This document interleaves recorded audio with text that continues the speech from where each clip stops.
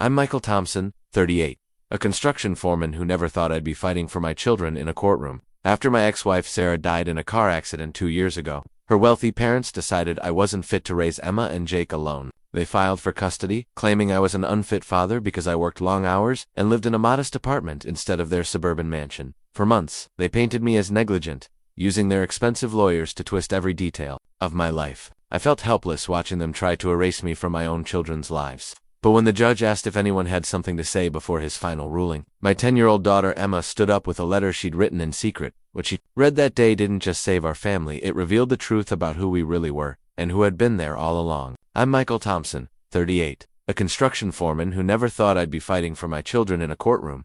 After my ex-wife Sarah died in a car accident 2 years ago, her wealthy parents decided I wasn't fit to raise Emma and Jake alone. They filed for custody, claiming I was an unfit father because I worked long hours and lived in a modest apartment instead of their suburban mansion. For months, they painted me as negligent, using their expensive lawyers to twist every detail of my life. I felt helpless watching them try to erase me from my own children's lives. But when the judge asked if anyone had something to say before his final ruling, my 10-year-old daughter Emma stood up with a letter she'd written in secret. What she read that day didn't just save our family, it revealed the truth about who we really were, and who had been there all along. The rain hammered against the church windows that October morning, as if the sky itself was mourning Sarah's loss. I stood at the back of the crowded sanctuary, holding Emma's trembling hand while Jake clung to my leg, both of them too young to fully understand that Mommy wasn't coming home ever again.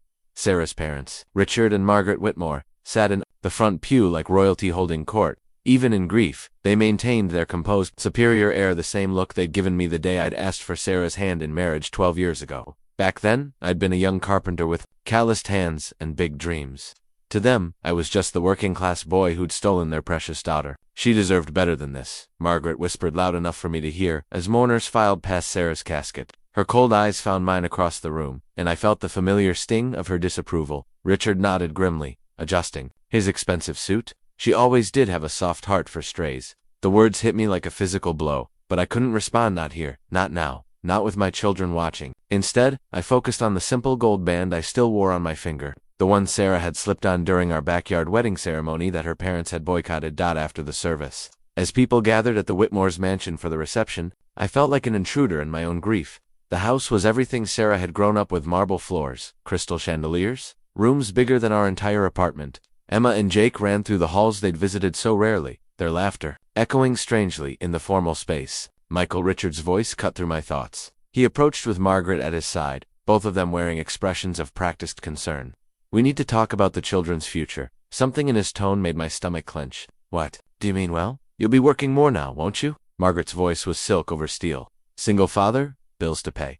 The children will need proper care, proper guidance.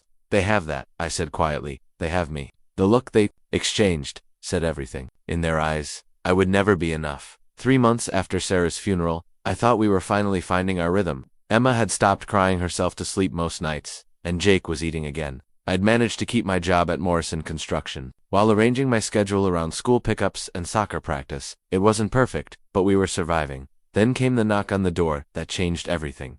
Michael Thompson, the man in the expensive suit, held out an unfit envelope. You've been served. My hands shook as I read the legal documents. Petition for custody in bold letters across the top. Below it, paragraph after paragraph of accusations that made my blood run cold. The petitioners, Richard and Margaret Whitmore, alleged that the current guardian, Michael Thompson, is unfit to provide proper care for the minor children, Emma Thompson, age 10, and Jake Thompson, age 8, due to the following factors: inadequate housing, excessive work hours resulting in unsupervised children, financial instability, and lack of proper educational and social opportunities. I read it 3 times before the words sank in. They were trying to take my children away from me. Daddy, what's wrong? Emma appeared in the doorway, her backpack still on from school. Behind her, Jake peered out curiously. Nothing, sweetheart, just some grown-up paperwork. I forced a smile and folded the documents. Why don't you two start on your homework? But Emma was too smart to be fooled. She'd inherited Sarah's sharp instincts along with her bright eyes. Is it about Grandma and Grandpa Whitmore? The question hit me like a punch to the gut. What makes you ask that? They've been asking us lots of questions lately. About what we eat, where we sleep, if you help with homework. Her voice was small, uncertain. Did we say something wrong? I knelt down to her level, pulling both kids close. You didn't do anything wrong, baby. You never could. But even as I said it, I realized the trap I'd walked into. Every visit to the Whitmores, every supervised afternoon they'd insisted on, had been reconnaissance. They'd been building their case while I'd been grieving. That evening, after the kids were in bed, I sat at our small kitchen table with the custody papers spread out before me. Each accusation felt like a knife twist. Inadequate housing, our 2-bedroom apartment wasn't the mansion they thought my children deserved. Excessive work hours, I worked construction to pay the bills, not for fun. Financial instability, since when was being working class a crime? The phone rang, startling me from my thoughts. Margaret's voice was crisp and businesslike. Michael, I'm sure you've received our papers by now. Margaret, what the hell? Language. Michael, this is exactly the kind of environment we're concerned about. Her tone was infuriatingly calm. We're not trying to be vindictive. We simply want what's best for Emma and Jake. I'm their father. Yes, and you're doing your best, I'm sure. But your best isn't enough, is it?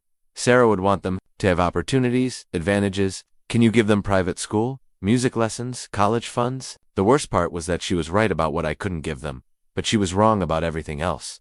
They need their father, I said quietly. They need stability. Michael, they need a proper home.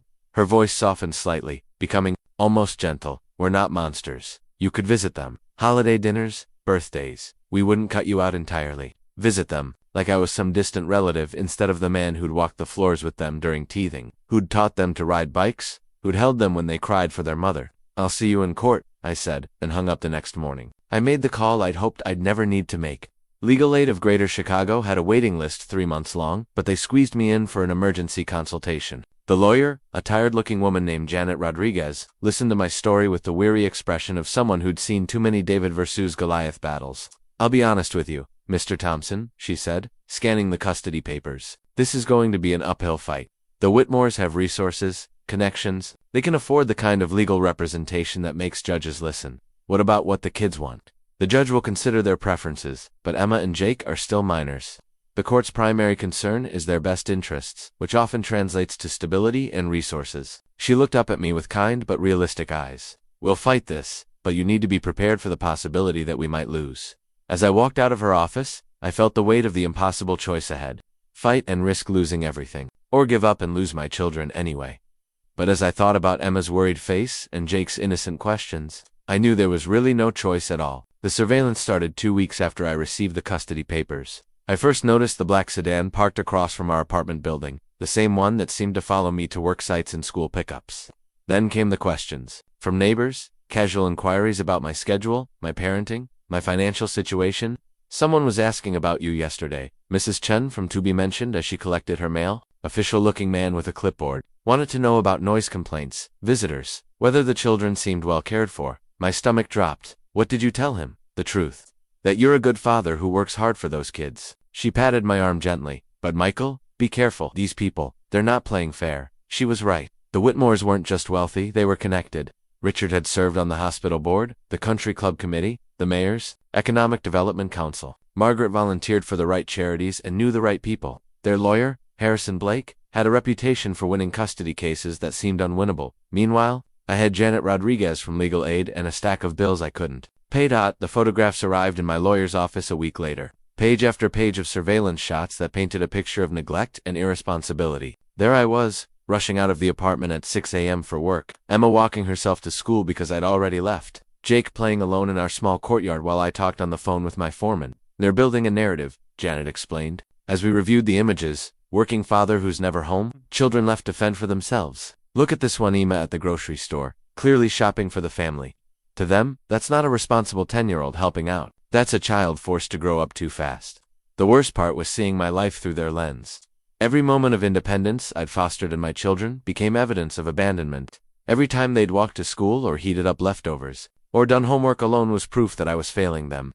What about character witnesses? I asked desperately. We'll use them, but understand the Whitmores will have their own. Teachers from the private school they want to enroll the children in. Child psychologists? Other wealthy families who'll testify about the advantages they can provide? I thought about Emma's art teacher, Mrs. Patterson, who'd told me Emma was gifted. About Coach Martinez, who'd seen Jake's natural athletic ability. About the neighbors who helped with carpools and after-school snacks. Good people. But would they be enough against the Whitmores' parade of experts?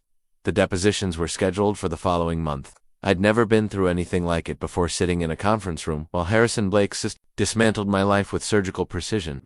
Mr. Thompson, what time do you typically leave for work? Around 6:30 in the morning. And what time do the children's schools begin? Emma starts at 8, Jake's at 8:15. So you're gone before they even wake up most mornings. Sometimes, but I make sure they're prepared the night before. Emma's responsible. A 10-year-old shouldn't have to be responsible for getting herself and her brother ready for school, should she? The questions continued for hours. My income, my apartment, my work schedule, my dating life for lack thereof. Every aspect of my existence was scrutinized and found wanting. But the worst part came when they brought in the children. I wasn't allowed to be present during Emma and Jake's interviews with the family court evaluator, but I could see them through the waiting room window. Emma sat straight-backed and serious, answering questions with the careful precision of a child who'd learned to weigh her words.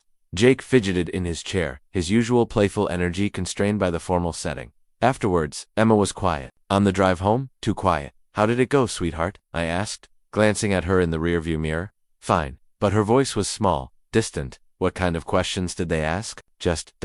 stuff. About school, about home, about you and Grandma and Grandpa Whitmore. She paused, then added in a whisper, Daddy, are we in trouble? I pulled over, my hands shaking on the steering wheel. No, baby, you're not in trouble. You could never be in trouble. Then why does everyone keep asking us questions? Why does that lady want to know if we're scared at home? Scared at home. The words hit me like a physical blow. Was that what they were implying?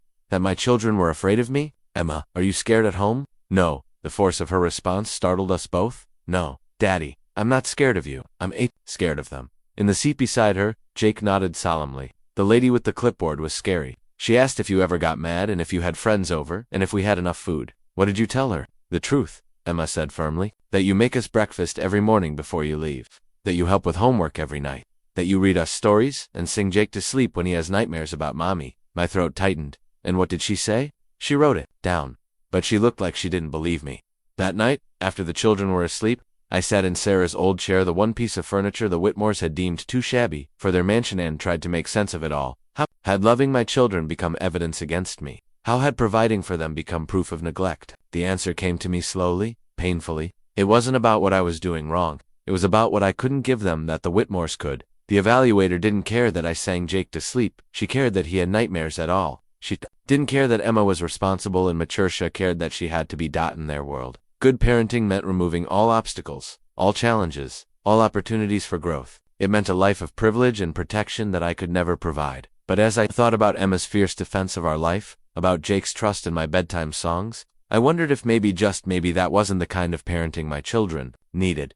Maybe what they needed was exactly what I'd been giving them all along: love, consistency, and the knowledge that they were the most important thing in my world. The question was whether a judge would see it that way. The night before the custody hearing, I couldn't sleep. I found myself digging through the boxes of Sarah's belongings. I'd stored in our bedroom closet things too precious to display but too painful to look at regularly. Her college textbooks, photo albums, the journal she'd kept sporadically throughout our marriage. I opened the journal carefully, as if the pages might crumble. Sarah's handwriting was neat, controlled, so different from my own messy scrawl. The entries were dated randomly, some from early in our marriage, others from just months before her death. March 15, 2019, Michael painted Emma's room today. She wanted purple walls, and he spent hours getting the shade just right.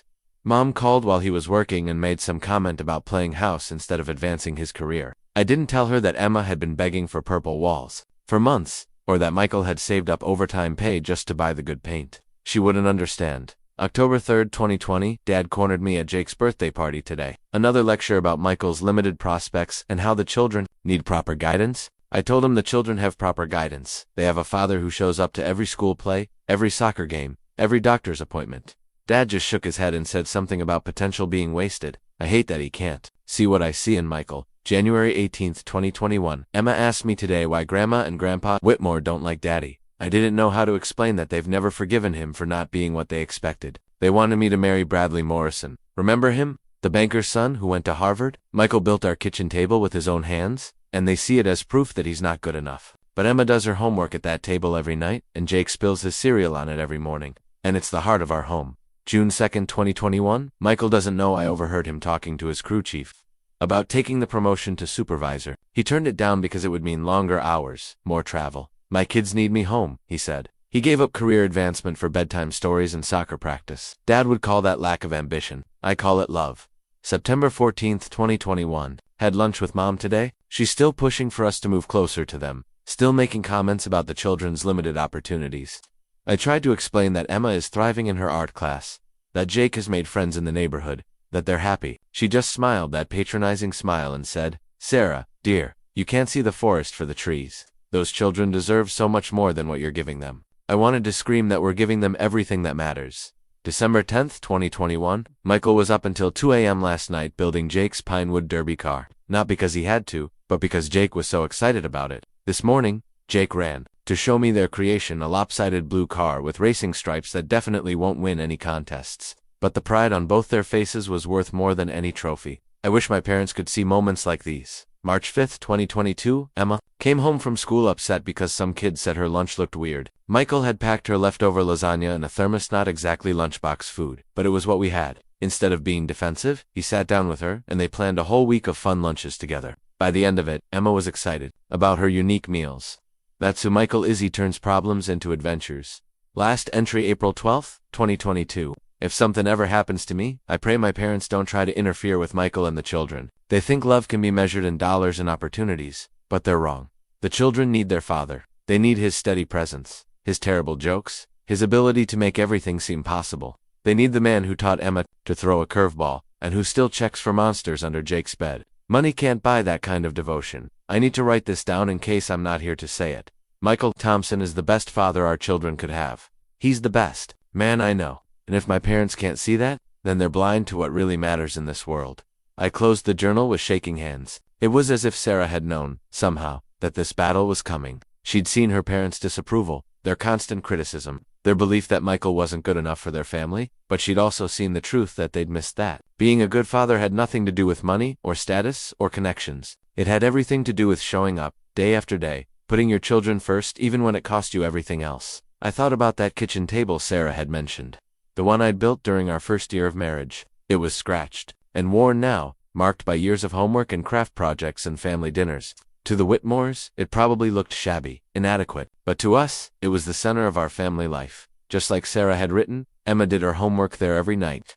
Jake spilled his cereal there every morning. It was where we'd celebrated birthdays and worked through problems and shared 1,000 ordinary moments that added up to a life the Whitmores could offer my children, private schools and country club memberships and college funds. They could give them advantages I'd never be able to provide, but they couldn't give them what Sarah had valued most, the daily presence of a father who would choose them over career advancement, who would turn lunch packing into an adventure, who would build Pinewood Derby cars until 2 a.m. just to see his son smile. I thought about the evaluator's questions, about the surveillance photos, about all the ways my life had been measured and found wanting. But sitting there with Sarah's journal in my hands, I realized that the most important judge of my parenting wasn't some court official or family lawyer. It was the woman who'd known me best, who'd seen me at my worst and my best, who'd chosen to build a family with me despite her parents' objections. And according to Sarah's own words, written in her own hand, I was exactly the father my children needed. The question was whether I could convince a judge to see what Sarah had seen, that love wasn't about what you could provide, but about what you were willing to sacrifice. Tomorrow, I would find out if that was enough. The court battle was tearing my children apart in ways I hadn't anticipated. Emma, who'd always been my little helper, became withdrawn and anxious. She'd ask permission for things she'd never questioned before. Could she get a drink of water? Could she turn on the TV? Could she call her friend Madison? "You don't need to ask for everything, sweetheart," I told her one evening as she hesitated at the refrigerator. "But what if I'm doing something wrong? What if the lady comes back and asks about it?" The court evaluator had only visited twice, but her presence haunted our home like a ghost. Every normal family interaction now felt scrutinized, judged, found lacking. Jake's reaction was different but equally heartbreaking. He'd started wetting the bed again, something he hadn't done since he was 4. When I'd tuck him in at night, he'd cling to me with desperate strength. "Daddy, are we going to live with Grandma and Grandpa Whitmore?"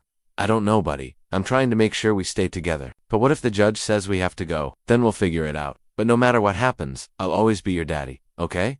He'd nod, but I could see the fear in his eyes. At 8 years old, he couldn't understand the legal complexities, but he understood enough to know that his world was being threatened. The worst part was watching them navigate their visits with the What had once been occasional afternoon visits had become court-ordered, weekly supervised time. I'd drop them off at the mansion every Saturday morning and pick them up Sunday evening, and each time they came home a little more confused, a little more torn. "Grandma Margaret says we could have our own rooms there," Emma mentioned one Sunday, her voice carefully neutral, "with private bathrooms and walk-in closets." "That sounds nice," I said, though the words tasted like ash. "She says I could take piano lessons, and Jake could play on a real soccer team with uniforms and everything." I glanced at Jake, who was sitting quietly in the back seat, his usual chatter replaced by thoughtful silence. What do you think about that, Jake? I guess it would be okay, he said uncertainly. But who would sing me to sleep? The question hit me like a physical blow. What do you mean? Grandma Margaret says I'm too old for lullabies. But I need to learn to be more independent. His voice was small, confused. But I like when you sing to me. There's nothing wrong with liking lullabies, buddy. I'll sing to you as long as you want me to. Really? Even when I'm grown up? Even when you're grown up? But Emma was watching me with those sharp eyes that saw too much. Daddy, do you think we should live with them? The question I'd been dreading?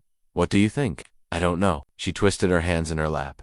They have a lot of nice things, and they say they could help us with college and stuff, but, she trailed off. But, what? But when we're there, I feel like I'm being tested all the time. Like every word I say is being written down somewhere, and they ask weird questions. What kind of questions? Like, do you ever go to work when we're sick? Do you ever have friends over? Do you ever yell at us? She looked up at me with troubled eyes. I told them you only yell when we're about to run into the street or touch something hot, but Grandma Margaret said that's still yelling. I pulled over, my hands shaking too badly to drive safely. Emma, listen to me. You're not in trouble for anything you say to them, okay? You just tell the truth. But what if the truth isn't good enough? Her question echoed in my mind for days. What if the truth wasn't good enough? What if loving my children wasn't enough? What if doing my best wasn't enough? The breaking point came during one of our family dinners. We were eating spaghetti, Jake's favorite, when Emma suddenly burst into tears. I don't want to choose, she sobbed. I don't want to pick between you and Grandma and Grandpa. Oh, sweetheart. I moved around the table to hold her. You don't have to choose. That's not your job. But that's what it feels like. They keep asking me what I want, but I don't know what I want. I want Mommy back. I want everything to be normal again. Jake started crying too, and suddenly we were all clinging to each other around our scarred kitchen table, grieving not just for Sarah, but for the innocence this battle had stolen from my children. I'm scared, Daddy, Emma whispered. I'm scared they're going to take us away from you. I'm scared too, I admitted. But I'm fighting for you. I'm fighting as hard as I can. What if it's not enough? I thought about lying, about giving her empty reassurances. But Emma was too smart for that, and she'd been lied to enough already. Then we'll figure it out together, I said. No matter what happens, we'll figure it out. That night, I found Emma in her room, writing in a notebook I'd never seen before. She quickly closed it when she saw me. Just homework, she said, but her voice was strange. Emma, you know you can tell me anything, right? She nodded, but she didn't open the notebook.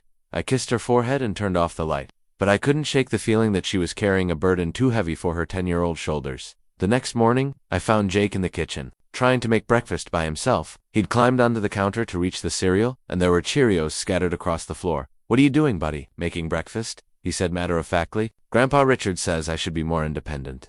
You are independent, but you're also 8 years old. It's okay to need help sometimes. But what if they think I'm a baby? I lifted him down from the counter, my heart breaking. Jake, you're not a baby. You're a kid. And kids need their parents to help them. That's what parents are for. But what if I don't have a parent anymore? The question hung in the air between us, too terrible to answer directly. Instead, I pulled him close and held him tight. You will always have me, I whispered. No matter what happens, you will always heavy. But, as I said the words, I wondered if I was making a promise I might not be able to keep. The custody battle was turning my children into anxious, confused versions of themselves. Emma, who'd always been confident and outgoing, was second-guessing every decision. Jake, who'd been a typical carefree 8-year-old, was trying to grow up too fast to meet expectations he didn't understand, and I was helpless to protect them from any of it. That's when I realized that winning this case wasn't just about keeping my children, it was about saving them from a world where love was conditional, where worth was measured in achievements and advantages, where being a child wasn't enough. The Whitmores could offer my children everything except the one thing they needed most, the freedom to be themselves, flaws and all, without fear of judgment or conditional love. But the question remained, would a judge see it that way, or would the promise of private schools and college funds outweigh the value of unconditional love? Janet Rodriguez's office was cramped and cluttered, nothing like the mahogany-paneled chambers where Harrison Blake held court. But as she spread out our case files across her second-hand desk, I saw something in her eyes that gave me hope, determination. We need to stop playing defense, she said, pulling out a legal pad covered in notes. They're painting you as inadequate, absent, financially unstable. We need to show the court who you really are. And who is that? A father who rebuilt his life around his children, a man who chose family over advancement, a parent who shows up every single day, not just when it's convenient. She handed me a stack of papers. I need you to document everything. Every school event you've attended, every doctor's appointment, every bedtime story. We're going to build a picture of your daily involvement in their lives. Over the next weeks, I threw myself into gathering evidence of my parenting. I collected certificates from Emma's art shows, photos from Jake's Little League games, attendance records from school conferences, My foreman, Tony Martinez, wrote a letter about the times I'd left work early for school plays or sick children. Mike's the most dedicated father I've ever worked with, he wrote. He's turned down overtime, promotions, and out-of-town jobs to be there for his kids. In 15 years of construction, I've never seen a man prioritize his family the way Mike does. Mrs. Patterson, Emma's art teacher, provided a glowing testimonial about Emma's creativity and confidence. Emma often talks about the projects she works on with her father. She wrote, she's described building birdhouses, painting her room, and creating a garden together. It's clear she has a strong, supportive relationship with her father. Coach Rivera from Jake's soccer team wrote about my volunteer work with the team. Michael Thompson has never missed a game or practice. He's helped with equipment, driven other kids to games when their parents couldn't, and always has encouraging words for every player. Jake lights up when he sees his dad on the sidelines. But the most powerful testimony came from our neighbors. Mrs. Chen from our apartment building wrote about the times I'd helped her with groceries while juggling both kids. The Johnsons from across the hall mentioned how I'd watched their daughter when they had an emergency, never asking for anything in return.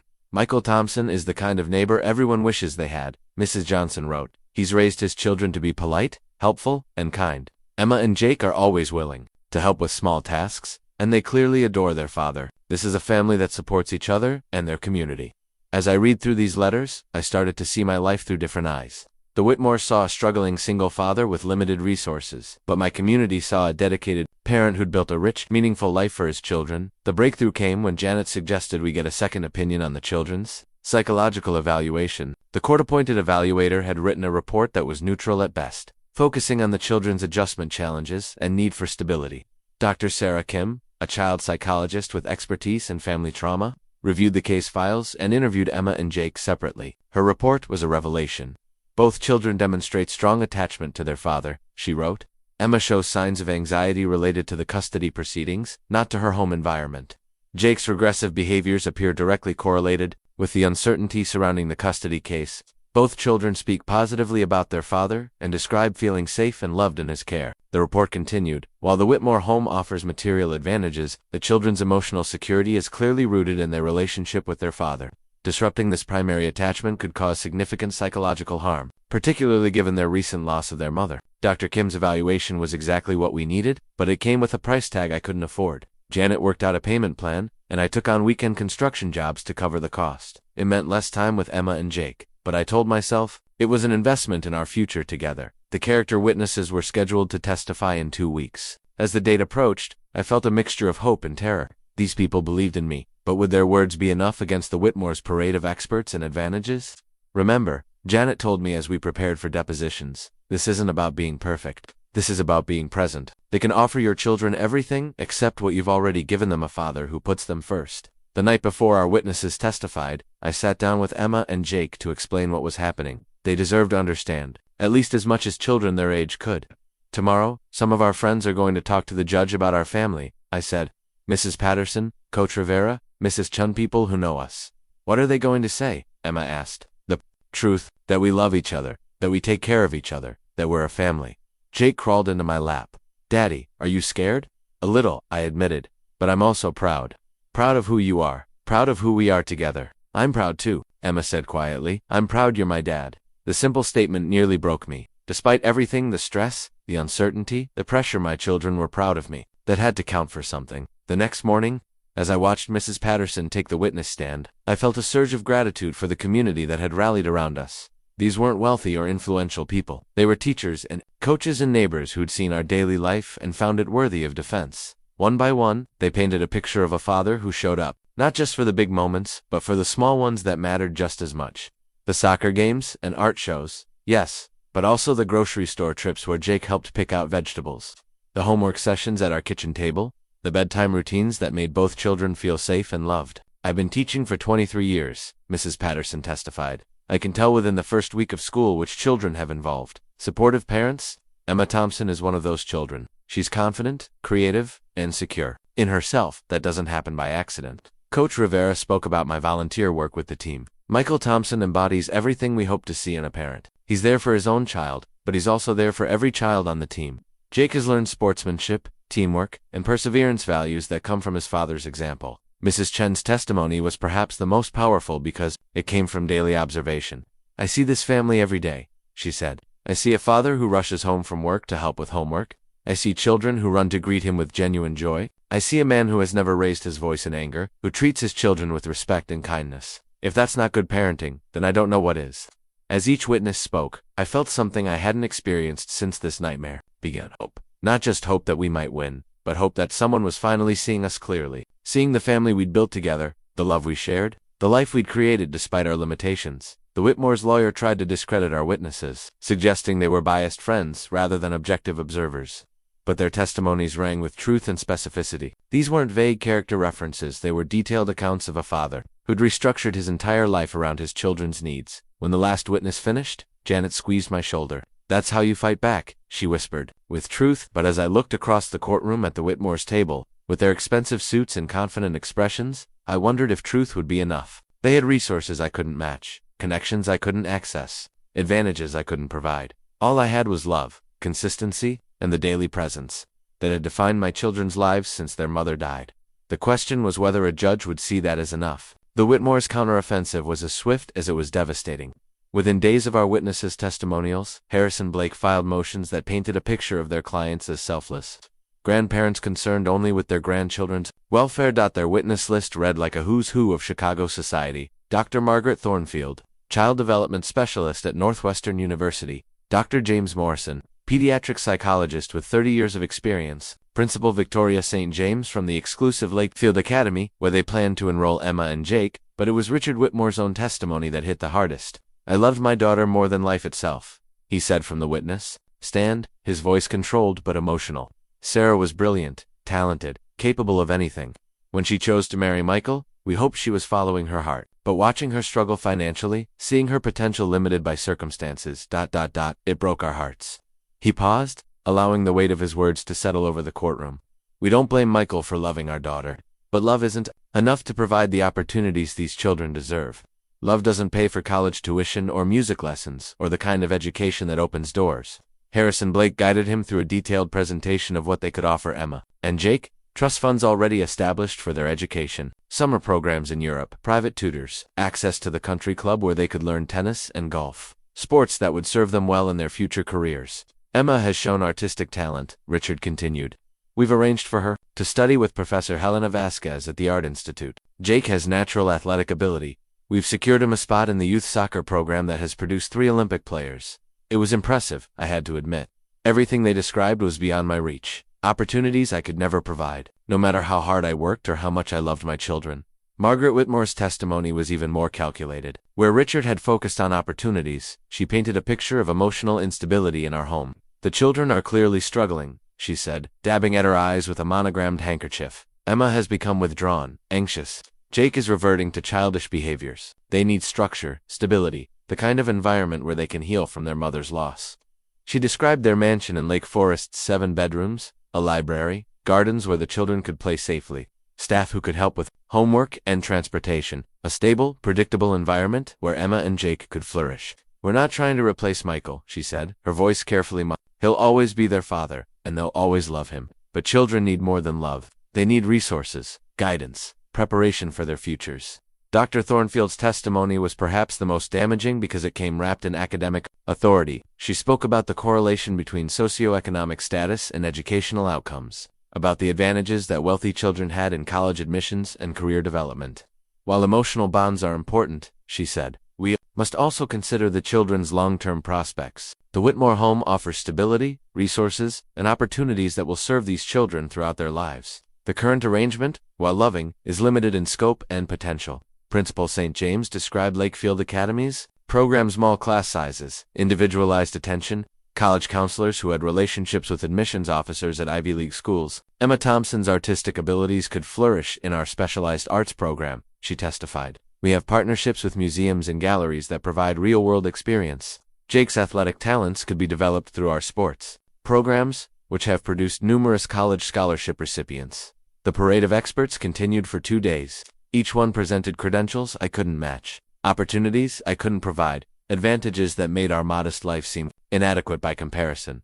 But it was the financial analysis that nearly broke me. Harrison Blake presented a detailed comparison of what the Whitmores could offer versus what I could provide. The numbers were stark, undeniable. College tuition at a private university, $300,000 per child. I had maybe $5,000 in savings. Music, lessons, tutoring, enrichment activities, $10,000 per year. I was already stretching to pay for Jake's soccer league. Travel. Cultural experiences, broadening opportunities, unlimited in their world, non-existent in mine. The court must consider not just present circumstances, but future potential. Blake argued, these children deserve every advantage their grandparents can provide. Love is wonderful, but love doesn't guarantee success in an increasingly competitive world. As I listened to witness after witness describe the golden future the wit could provide, I felt my hope crumbling. How could I argue against college funds and European summers and private school educations? How could I claim that our small apartment and second-hand furniture were better than mansion bedrooms and professional tutors? The worst part was that some of it made sense. Emma was talented, shouldn't she have access to the best art instructors? Jake was athletic, wouldn't he benefit from professional coaching? As their father, wasn't it my responsibility to want the best for them, even if I couldn't provide it myself? During a brief recess, I found myself in the courthouse bathroom, staring at my reflection in the cracked mirror. I looked exactly like what I was, a working-class father in an ill-fitting suit, trying to compete with people who had more money than I'd ever see in my lifetime. Janet found me there, her expression grim but determined. They're good, she admitted. But Michael, you need to remember something. All those advantages they're talking about, they're things. Opportunities, yes, but things nonetheless. Things my children deserve. Maybe, but what happens to a child who gets everything they want but loses the person who loves them most? What happens to kids who are given every advantage except the knowledge that they're valued for who they are, not what they can become?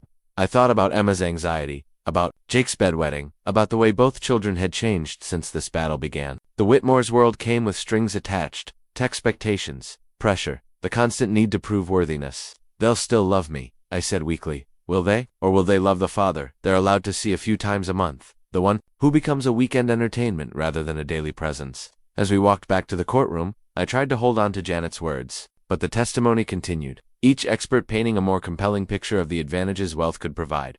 The final blow came when they called Dr. Morrison, the pediatric psychologist, who had reviewed the case files and conducted his own evaluation of the children. While Mr. Thompson is clearly a loving father, he testified, love alone cannot address the trauma these children have experienced. They need professional counseling, educational support, and a stable environment where they can process their grief and develop healthy coping mechanisms. He described the Whitmore's planned therapy with the city's best child psychologists, educational assessments to address any learning gaps, a structured environment designed to promote healing and growth. The current arrangement, while lacks the resources necessary for comprehensive care, he concluded. These children need more than their father's love. They need professional intervention and long-term support. As I listened to him speak, I felt like I was drowning. Every expert, every witness, every piece of evidence pointed to the same conclusion. I wasn't enough. The Whitmores had built a case that was both compelling and heartbreaking to grieving grandparents who wanted nothing more than to provide for their deceased daughters, children. They weren't painted as villains, but as saviors, offering rescue from a life of limitations. And maybe, I thought as the day ended, maybe they were right. Maybe love wasn't enough. Maybe my children deserved more than I could give them. The question was whether I had the strength to keep fighting, or whether I should step aside and let them have the advantages I could never provide. The night after the Whitmore's experts testified, I sat at our kitchen table staring at Emma's latest art project, a family portrait she'd made for school. In her 10-year-old's interpretation, we were standing in front of our apartment building, all three of us smiling. She'd drawn hearts floating above our heads and written the Thompson family in careful block letters across the bottom. It was crooked and childish and absolutely perfect. I thought about Professor Helena Vasquez at the Art Institute, about the opportunities the Whitmores could provide for Emma's talent. Then I looked at the joy radiating from this simple drawing, and wondered if professional instruction was worth losing the spontaneous creativity that made Emma who she was. Daddy. Emma appeared in the doorway, already in her pajamas. Are you okay? Just looking at your beautiful picture. She climbed into my lap, studying her artwork with a critical eye. It's not very good. The proportions are all wrong. Who told you that? Grandma Margaret. She said if I'm going to be an artist, I need to learn proper technique. My heart clenched. Emma, do you know why I love this picture? She shook her head. Because it shows how you see us. Happy, together, full of love. That's not about technique, that's about truth. She was quiet for a moment. Grandma Margaret says truth isn't enough. She says I need to learn to see things the right way. What do you think? Emma studied the drawing again. I like how I see things, even if it's not right. It is right, sweetheart. It's right for you. The next morning, Janet called with news that made my stomach drop. They've filed a motion for emergency temporary custody pending the final hearing. What does that mean? They're claiming that the stress of the proceedings is harming the children, that they need immediate stability. If the judge grants it, Emma and Jake would go to the Whitmores while we wait for the final decision. The thought of my children being taken away before we'd even had our day in court was terrifying. Can they do that? They can try. We'll fight it. But Michael, you need to be prepared for the possibility. The hearing is tomorrow. I hung up and immediately called my supervisor to tell him I wouldn't be at work. Then I sat down with Emma and Jake to explain what might happen. The judge might ask you to stay with Grandma and Grandpa Whitmore for a little while, I said, trying to keep my voice steady. How long is a little while? Jake asked. I don't know, buddy. Hopefully not long. Emma's face went pale. Are we in trouble? No, sweetheart, you're not in trouble. The grown-ups are just trying to figure out what's best for everyone. That night, I helped them pack small bags, just in case. Emma carefully selected her favorite books and the stuffed elephant Sarah had given her for her 8th birthday. Jake insisted on bringing his baseball glove, the one I'd bought him for his birthday, now cracked and worn from constant use. Can I take my picture? Emma asked, holding up the family portrait. Of course. She rolled it carefully and tucked it into her backpack, in case I forget what we look like together. The words nearly broke me. The emergency hearing was held in a smaller courtroom, but the stakes felt even higher. Harrison Blake argued that the children were showing signs of stress that required immediate intervention. Emma Thompson has been experiencing anxiety attacks at school, he claimed. Jake Thompson is exhibiting regressive behaviors consistent with trauma response. These children need stability, not the uncertainty of ongoing litigation. Janet countered fiercely. The children's stress is directly related to the custody battle itself, not their home environment. Removing them from their father would cause additional trauma, not relief. The judge, an older woman named Patricia Hayes, listened to both arguments with a neutral expression. Then she asked to speak with Emma and Jake privately in her chambers. I waited in agony during that 20-minute conversation, imagining my children trying to navigate impossible questions about their future. When they emerged, both looked shaken, but resolute. Mr. Thompson, Judge Hayes said when we reconvened, I've spoken with your children. While they are clearly experiencing stress related to these proceedings, they have expressed a strong desire to remain in their current home. I'm denying the motion for emergency custody. Relief flooded through me, but Judge Hayes wasn't finished. However, I am concerned about the impact this litigation is having on these children. I'm ordering family counseling and requiring that all parties work to minimize the children's exposure to the legal proceedings.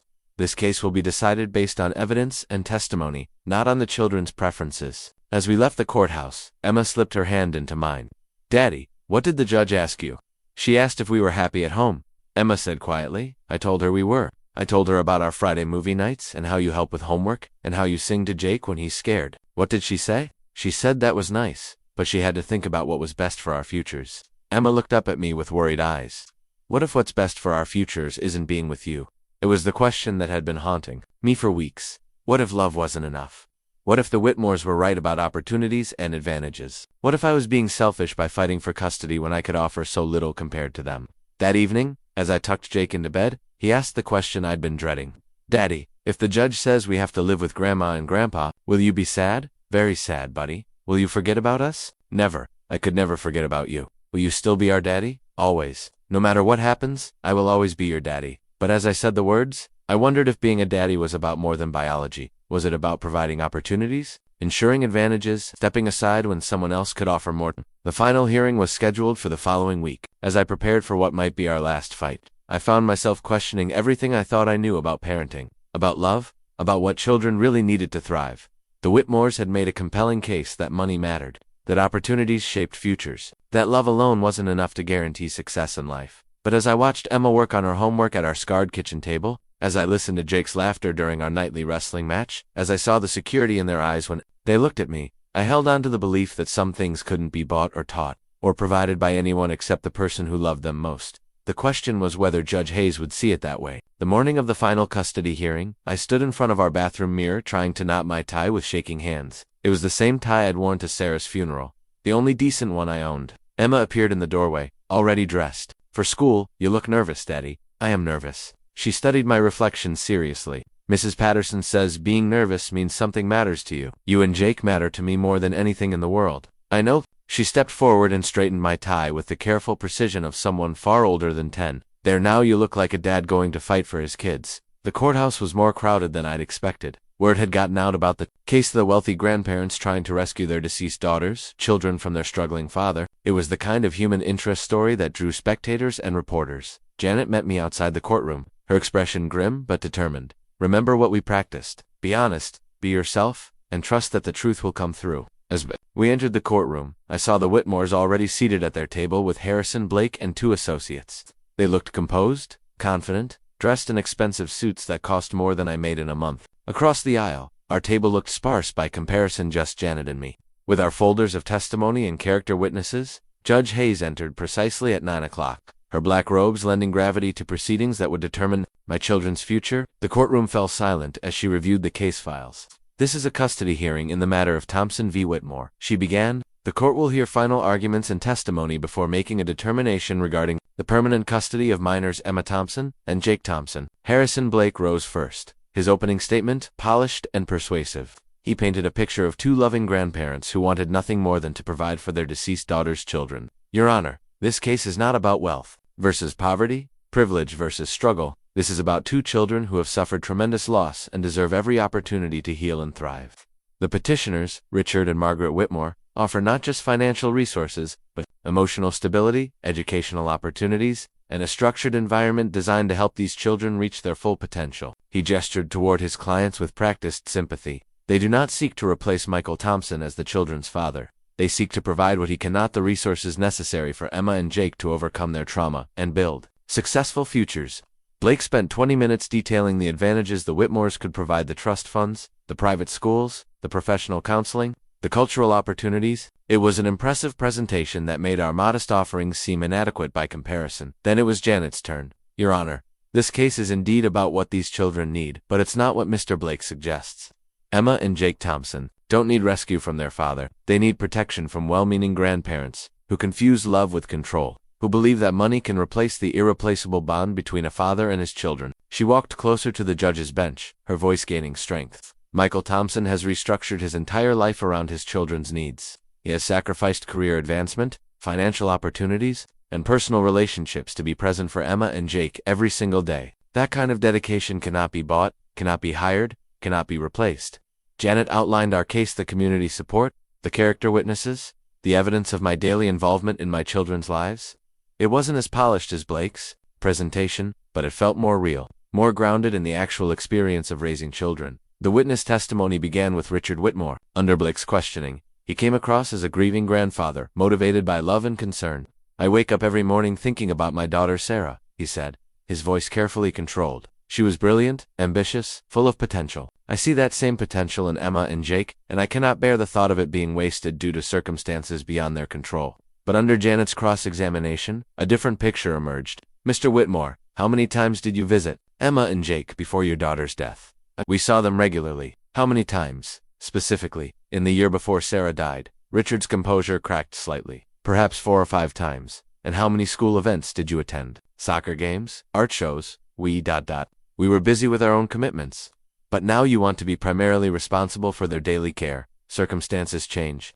We're retired now, able to focus on what matters most." Janet pressed further. "Mr. Whitmore, did you attend Emma's last art show?" "No, but Jake's championship soccer game." "We weren't notified their parent-teacher conferences, birthday parties, any of the regular events that make up a child's life." By the time Janet finished, Richard Whitmore looked less like a devoted grandfather and more like a stranger trying to insert himself into lives he'd largely ignored. Margaret's testimony followed a similar pattern. Under friendly questioning, she presented herself as a loving grandmother, ready to provide stability and care. But Janet exposed the conditions and expectations that came with the Whitmore's support. "Mrs. Whitmore, you've mentioned structured activities and educational opportunities. What happens if Emma decides she doesn't want to pursue art professionally?" "Well, she would continue her studies, of course, even if she wanted to focus on something else entirely." Margaret's smile became strained. "At 10 years old, she's hardly equipped to make such decisions. And if Jake preferred baseball to soccer, soccer is a more appropriate sport for his future prospects." With each answer, Margaret revealed the rigid expectations hidden beneath their generous offers. In their world, love came with strings. Attached, my children would be provided for, but only if they met the Whitmore's definition of success. The day wore on with expert testimony and financial analyses. The Whitmore's witnesses painted compelling pictures of private school advantages and professional counseling. Our witnesses spoke about love, consistency, and the irreplaceable value of a father's daily presence. As afternoon turned to evening, I felt the weight of uncertainty pressing down on me. Both sides had presented strong cases, but they were fundamentally different arguments, one based on what money could provide, the other on what love already had provided. Judge Hayes called for a recess before final arguments. As the courtroom emptied, I found myself alone at our table, staring at the scattered papers that represented my fight for my children. Second thoughts Harrison Blake appeared beside me, his voice almost kind. About what? This whole proceeding? Michael, you're a good father, no one disputes that. But good fathers want what's best for their children, even when it's difficult. I looked up at him. And you think what's best is taking them away from me? I think what's best is giving them every advantage in life. The Whitmores aren't trying to replace youth, they're trying to supplement what you can provide. By taking primary custody, by ensuring Emma and Jake have opportunities you'll never be able to give them. Blake's expression was almost sympathetic. You're fighting for your right to be their father. But wouldn't a real father put their needs above his own desires? His words hit their mark because they echoed my own doubts. Was I being selfish? Was I holding my children back from better lives because I couldn't bear to let them go? But then, I thought about Emma straightening my tie that morning, about Jake's trust in my bedtime lullabies, about the family portrait that showed us exactly as we were, imperfect, limited, but filled with love. Mr. Blake, I said quietly, I am putting their needs first. They need their father. As I said the words, I felt something solidify inside me. Tomorrow, we would make our final arguments. Tomorrow, a judge would decide whether love was enough. But tonight, I knew with absolute certainty that I was fighting for the right thing. The worst part was watching my children internalize the scrutiny. Emma started second-guessing herself constantly. Did I do my homework right? She'd ask after completing assignments she'd normally handle confidently. Should I practice piano? More, am I being too loud? Emma, sweetheart, you're doing everything perfectly. But what if Ms. Hendricks thinks I'm not? What if she writes bad things about us? The weight of that responsibility was crushing for a 10-year-old. Emma had started to understand that her behavior could influence whether she and Jake stayed with me, and she was trying to be the perfect child to tip the scales in our favor. Jake's response was different but equally heartbreaking. He became clingy and insecure, constantly seeking reassurance that he wasn't in trouble. Daddy, was I good today? He'd ask after Ms. Hendricks left. You're always good, buddy, but did I answer her questions right? Did I say something wrong? The irony was inescapable. The evaluation process designed to determine what was best for my children was actively harming them. They were becoming anxious, self-conscious versions of themselves, performing childhood rather than living it. During one particularly difficult visit, Miss Hendricks observed our bedtime routine. I read Jake his favorite story, sang the lullaby that had comforted him since Sarah died, and tucked him in with his worn baseball glove. Is the glove a comfort object? She asked. His father gave it to him, I explained. It helps him sleep. At 8 years old, isn't he rather old for comfort objects? I felt my patience snap. Ms. Hendricks, my son lost his mother 2 years ago. If holding a baseball glove helps him feel safe, then I'm not going to take that away from him because some developmental chart says he should be past it. She made another note, and I immediately regretted my outburst. Everything I said could be used against me, including my frustration with a process that was traumatizing my children. The breaking point came during the 6th week of evaluation. Ms. Hendricks arrived for what was supposed to be a routine observation, but this time she brought a colleague, Dr. Amanda Foster, a child psychologist who would be conducting individual assessments of Emma and Jake. We'd like to speak with each child separately, Dr. Foster explained. It's important that they feel free to express their thoughts without concern for how their answers might affect you. I watched helplessly as they took Emma into our bedroom for her interview. Through the thin walls I could hear the murmur of questions and Emma's careful responses. When they emerged 30 minutes later, Emma looked shaken. Jake's interview was shorter, but no less disturbing. He came out with tears in his eyes, immediately running to me for comfort. What's wrong, buddy? She asked if I ever wanted to live somewhere else. He whispered. She asked if you ever made me scared. I held him close, fury building in my chest. These children had been through enough trauma losing their mother, facing the uncertainty of custody battle, living under constant scrutiny. Now they were being forced to question the one stable relationship they had left. That night, after the evaluators left, I found Emma in her room writing in the notebook she'd been keeping secret. Emma, can we talk? She quickly closed the notebook, but not before I caught a glimpse of her careful handwriting. What did Dr. Foster ask you about? Just stuff. About school? About home? About you and Grandma and Grandpa Whitmore? Emma's voice was small, strained. Daddy, did I say something wrong? You can't say anything wrong, sweetheart. You just tell the truth. But what if the truth isn't good enough? It was the same question she'd asked before, but now it carried additional weight. What if our love, our life together, our small but real happiness wasn't enough to overcome clinical assessments and psychological evaluations? The preliminary report arrived a week later, and Janet's expression as she read it told me everything I needed to know. It's not terrible, she said carefully, but it's not great either. The report acknowledged that Emma and Jake were adequately cared for and showed strong attachment to me, but it also noted concerns about long-term developmental needs and limitations in the current environment. Translation. I asked. They think you love your children, and they love you, but they're not sure that's enough. Janet set the report aside. Michael, I need to ask you something, and I need you to be completely honest. Are you having any doubts? Any moments where you wonder if the Whitmores might be right? I thought about Emma's anxiety, about Jake's regression, about the way this battle was changing my children. I thought about the opportunities I couldn't provide, the advantages that wealth could offer, the security of knowing their futures were guaranteed. Every day. I admitted every single day. But then I remember what Sarah wrote in her journal. That love isn't something you can buy or schedule or hire. It's something you live, day after day, choice after choice. I looked at Janet seriously. My children need stability. Yes, they need opportunities. Absolutely. But most of all, they need to know they're loved unconditionally. Not for what they achieve or how well they perform or whether they meet someone else's expectations.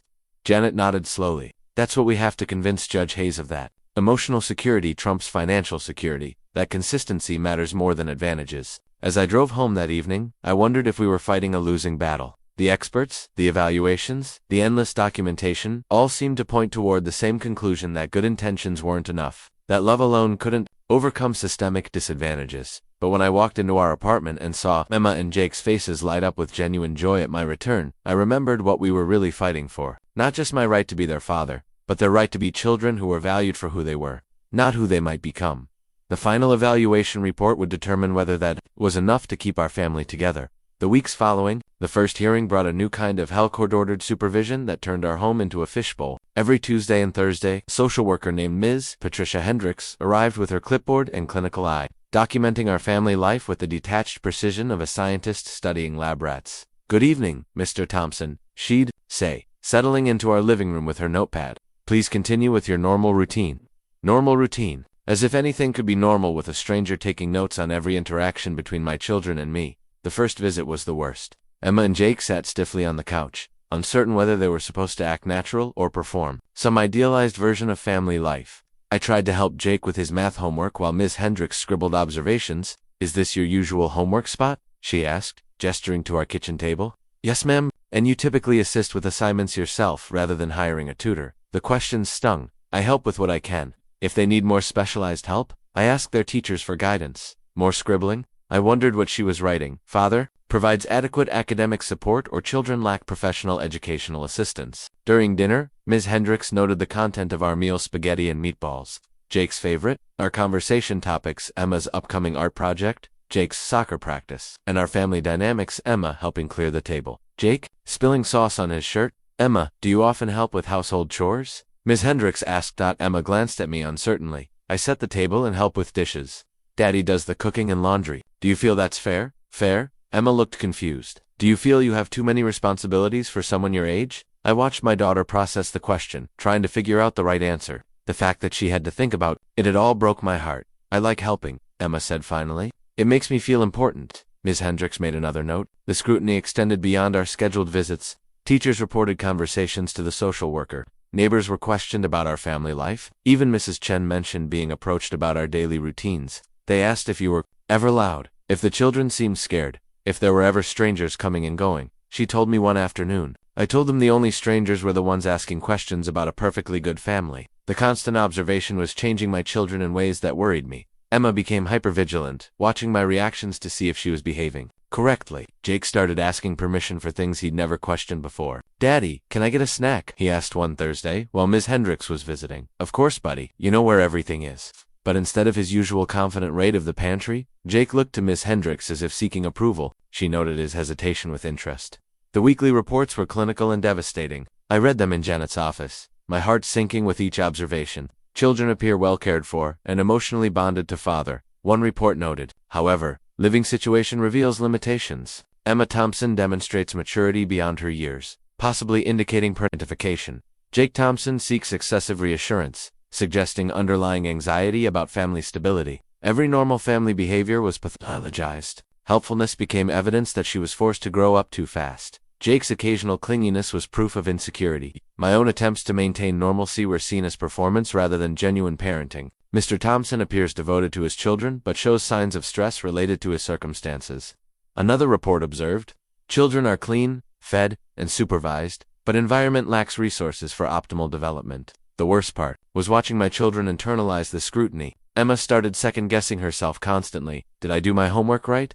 She'd ask after completing assignments she'd normally handle confidently. Should I practice piano more? Am I being too loud? "Emma, sweetheart, you're doing everything perfectly. But what if Ms. Hendricks thinks I'm not?"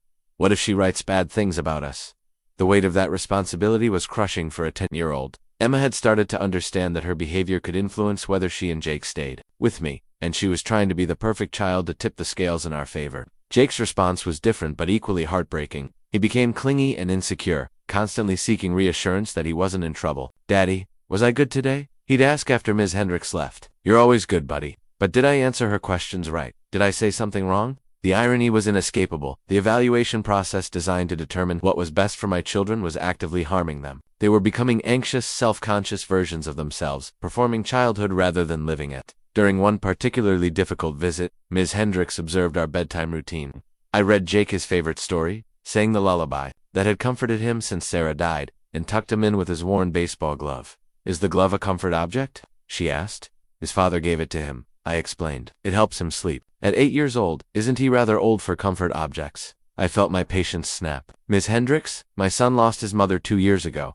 If holding a baseball glove helps him feel safe, then I'm not going to take that away from him because some developmental chart says he should be past it." She made another note, and I immediately regretted my outburst. Everything I said could be used against me, including my frustration with a process that was traumatizing my children. The breaking point came during the 6th week of evaluation. Ms. Hendricks arrived for what was supposed to be a routine observation, but this time she brought a colleague, Dr. Amanda Foster, a child psychologist who would be conducting individual assessments of Emma and Jake. "We'd like to speak with each child separately," Dr. Foster explained. "It's important that they feel free to express their thoughts without concern for how their answers might affect you." I watched helplessly as they took Emma into our bedroom. For her interview, through the thin walls, I could hear the murmur of questions and Emma's careful responses. When they emerged 30 minutes later, Emma looked shaken. Jake's interview was shorter, but no less disturbing. He came out with tears in his eyes, immediately running to me for comfort. "What's wrong, buddy?" She asked if I ever wanted to live somewhere else. He whispered. "She asked if you ever made me scared." I held him close, fury building in my chest. These children had been through enough trauma, losing their mother, facing the uncertainty of custody battle, living under constant scrutiny. Now they were being forced to question the one stable relationship they had left. That night, after the evaluators left, I found Emma in her room writing in the notebook she'd been keeping secret. "Emma, can we talk?" She quickly closed the notebook, but not before I caught a glimpse of her careful handwriting. "What did Dr. Foster ask you about?" "Just stuff. About school, about home, about you and Grandma and Grandpa Whitmore." Emma's voice was small, strained. "Daddy, did I say something wrong?" "You can't say anything wrong, sweetheart. You just tell the truth." "But what if the truth isn't good enough?" It was the same question she'd asked before, but now it carried additional weight. What if our love, our life together, our small but real happiness, wasn't enough to overcome clinical assessments and psychological evaluations? The preliminary report arrived a week later, and Janet's expression as she read it told me everything I needed to know. "It's not terrible," she said carefully, "but it's not great either." The report acknowledged that Emma and Jake were adequately cared for and showed strong attachment to me, but it also noted concerns about long-term developmental needs and limitations in the current environment. Translation: I asked, "They think you love your children, and they love you, but they're not sure that's enough." Janet set the report aside. "Michael, I need to ask you something, and I need you to be completely honest. Are you having any doubts? Any moments where you wonder if the Whitmores might be right?" I thought about Emma's anxiety, about Jake's regression, about the way this battle was changing my children. I thought about the opportunities I couldn't provide, the advantages that wealth could offer, the security of knowing their futures were guaranteed. Every day, I admitted, every single day. But then I remember what Sarah wrote in her journal, that love isn't something you can buy or schedule or hire. It's something you live, day after day, choice after choice. I looked at Janet seriously. My children need stability, yes. They need opportunities, absolutely. But most of all, they need to know they're loved unconditionally, not for what they achieve or how well they perform or whether they meet someone else's expectations. Janet nodded slowly. That's what we have to convince Judge Hayes of, that emotional security trumps financial security. That consistency matters more than advantages. As I drove home that evening, I wondered if we were fighting a losing battle. The experts, the evaluations, the endless documentation, all seemed to point toward the same conclusion, that good intentions weren't enough, that love alone couldn't overcome systemic disadvantages. But when I walked into our apartment and saw Emma and Jake's faces light up with genuine joy at my return, I remembered what we were really fighting for. Not just my right to be their father, but their right to be children who were valued for who they were, not who they might become. The final evaluation report would determine whether that was enough to keep our family together. I discovered Emma's secret project 3 weeks before the final hearing. She'd been staying up late, claiming she was reading, but I'd noticed the soft scratching of pencil on paper coming from her room after lights out. When I peeked in to check on her, she'd quickly stuff something under her pillow and pretend to be asleep. The mystery solved itself one evening when I was folding laundry. A notebook fell out of Emma's backpack, pages scattered across our bedroom floor. As I gathered them up, I couldn't help but see fragments of her careful handwriting. "Dear Judge Hayes," one page began. "My name is Emma Thompson, and I am 10 years old. I wanted to tell you about my family." My heart stopped. Emma was writing to the judge. I should have read the entire letter immediately, but something held me back. This was Emma's private thoughts, her attempt to control something in a situation where she had no power. Instead, I carefully gathered the pages and put the notebook back in her backpack, but I couldn't stop thinking about what she might be writing. The next evening, I found her at our kitchen table after Jake had gone to bed, hunched over the notebook with intense concentration. "Hey, sweetheart, what are you working on?" Emma quickly closed the notebook, her face flushing. "Just homework, Emma." I sat down beside her. "I saw some pages fall out of your backpack yesterday. I know you're writing to the judge." Her eyes filled with tears. "Are you mad?" "No, baby, I'm not mad, but I'm worried about you carrying this burden all by yourself. I had to do something." The words burst out of her like a dam breaking. "Everyone keeps asking us questions and writing reports about us, but nobody asks what we really think. They just ask what we want for lunch or if we feel safe, but they don't ask what's really important." I pulled her close. "What is really important? That we're a family. That you love us, and we love you, and that's not broken just because we don't have a lot of money." Her small body shook with the force of her emotions. "Grandma and Grandpa Whitmore think love isn't enough, but they're wrong. Love is everything. Can I read what you wrote?" Emma hesitated, then slowly opened the notebook. The letter was several pages long, written in her careful 10-year-old handwriting with obvious revisions and crossed-out words. "Dear Judge Hayes," it began. "My name is Emma Thompson, and I am 10 years old. I wanted to tell you about my family, because I think the grown-ups are getting confused about what matters. My daddy is the best father in the world. I know everyone probably says that, but I can prove it. When I was 7 and broke my arm falling off my bike, Daddy carried me 6 blocks to the hospital because our car wouldn't start. He stayed with me all night even though he had to work the next day. When I cried because the cast was itchy, he drew pictures on it every day until it came off. When my little brother Jake has nightmares about Mommy, Daddy sings to him until he falls asleep. The same song every time. You are my sunshine. Jake is 8 now, and sometimes kids at school say he's too old for lullabies. But Daddy says being loved is never something to be embarrassed about. Grandma and Grandpa Whitmore have a really big house and a lot of money. They say they can give us things Daddy can't, like piano lessons in private schools and trips to Europe. They're not wrong about that, but they're wrong about what we need. I don't want to take piano lessons if it means I can't help Daddy make dinner anymore. I don't want to go to private school if it means I can't walk to school with my best friend Madison. I don't want trips to Europe if it means I can't spend Saturday mornings at the construction site watching Daddy work and eating donuts with his crew. The court lady keeps asking if we have enough food and clean clothes and help with homework. The answer is yes. We have spaghetti and meatballs every Tuesday because it's Jake's favorite. We have pancakes every Sunday morning because Daddy learned how to make them from Mommy. Our clothes aren't fancy, but they're clean and warm. Daddy helps with homework every night at our kitchen table, and if he doesn't know the answer, we figure it out together. But the most important thing is that we're happy. When I wake up in the morning, I'm excited to see Daddy and tell him about my dreams. When I come home from school, I can't wait to show him my art projects. When we watch movies on Friday nights, all squished together on our small couch, I feel like the luckiest girl in the world. I know Grandma and Grandpa love us too, but it's different. Their love feels like a test I have to pass. I have to sit up straight and use proper grammar and remember to say please and thank you. I have to be grateful for their nice gifts and excited about their plans for my future. Daddy's love doesn't feel like a test. It feels like home. When I'm with Grandma and Grandpa, I worry about doing everything right. When I'm with Daddy, I can just be myself, even when I'm cranky or sad or when I make mistakes. I heard Grandma Margaret tell someone that Daddy doesn't have ambition, that he's not helping us reach our potential. But she's wrong. Daddy has the biggest ambition of all. He wants us to be happy and safe and loved. And he's already helped us reach our most important potential, the potential to be good people who care about each other. Jake doesn't know. I'm writing this letter. He's only 8, and he gets confused by all the grown-up talk. But I know he feels the same way I do. When we're scared, we don't want Grandma and Grandpa's money or big house.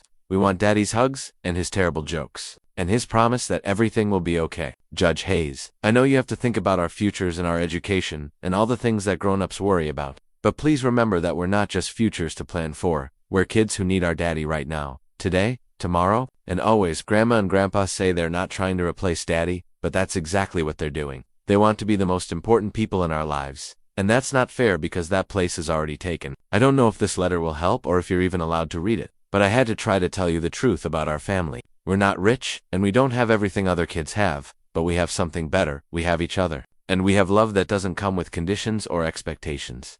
Please don't take us away from our daddy. Please let us stay home. Sincerely, Emma Thompson. P.S. Jake says hi, and that he loves daddy more than soccer, which is saying a lot, because he really loves soccer. By the time I finished reading, tears were streaming down my face. Emma watched me anxiously. Is it good? Did I say the right things?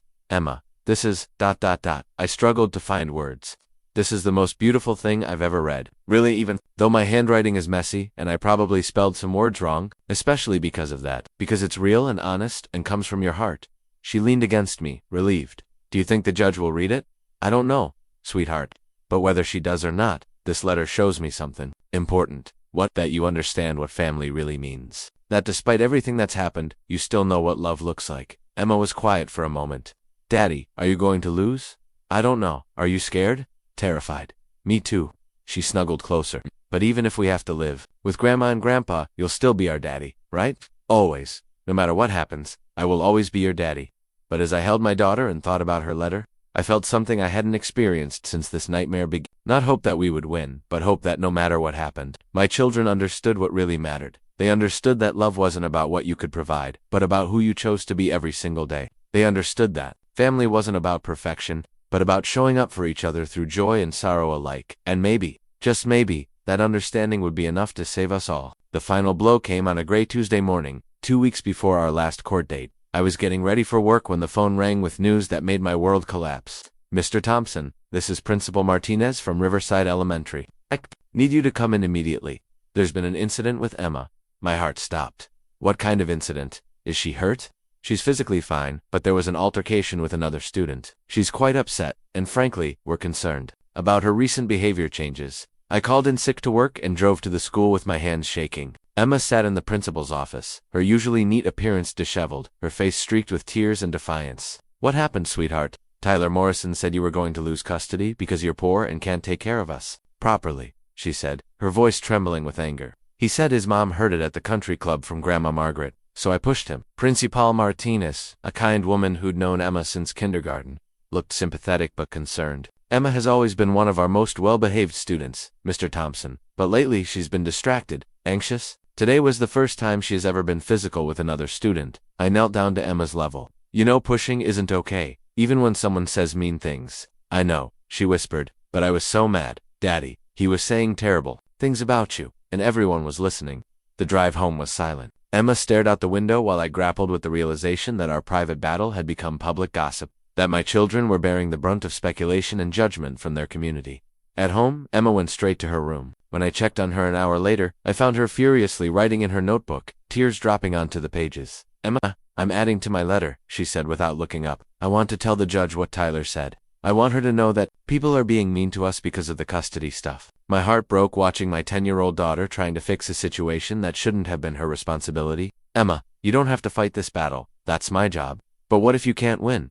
The question came out as a sob. What? If we have to go live with Grandma and Grandpa, and everything changes? I sat on her bed, feeling the weight of my failures as a father. I'd exposed my children to this trauma, this uncertainty, this public scrutiny. Maybe the Whitmores were right. Maybe love wasn't enough if it came with this kind of cost.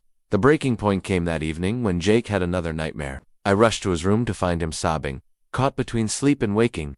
Daddy, don't let them take me away. I'll be good. I promise I'll be good. I held him while he shook, his small body racked with fears that no 8-year-old should have to carry. This was what my fight for custody had given my children: anxiety, public humiliation, and terror about their future.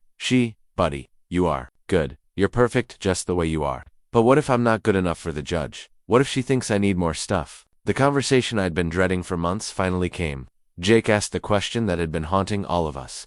Daddy, why can't you just give us what Grandma and Grandpa can give us? How do you explain systemic inequality to an 8? How do you tell your child that the world values money over love, opportunities over presence, potential over happiness?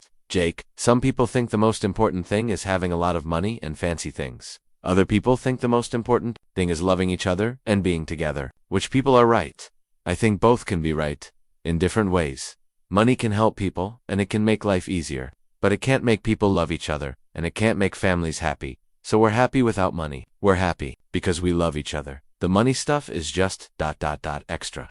But even as I said it, I wondered if I was being naive. Money meant security, opportunity, Freedom from the kind of stress that was currently tearing our family apart. Maybe happiness without security was a luxury. I couldn't afford to give my children. The next morning brought another devastating blow. Janet called with news that the final social worker's report had been filed, and it wasn't good. They're recommending a transition plan, she said, her voice careful and controlled. Not an immediate change of custody, but a gradual shift of primary residence to the Whitmores over a 6-month period. What does that mean? It means they think the children would benefit from the stability and resources the Whitmores can provide, but they want to preserve your relationship. You'd have them on weekends and some holidays. Weekends, I would become a weekend father, the fun parent who showed up for entertainment while the Whitmores handled the real business of raising my children. Janet, I can't. I know. But Michael, we need to consider this possibility. If Judge Hayes is leaning toward the Whitmores, this compromise might be the best we can hope for. After hanging up, I sat in my car outside my apartment building, unable to go inside and face my children. How could I tell them that their worst fears might come true? How could I explain that sometimes loving someone means letting them go, even when it destroys you?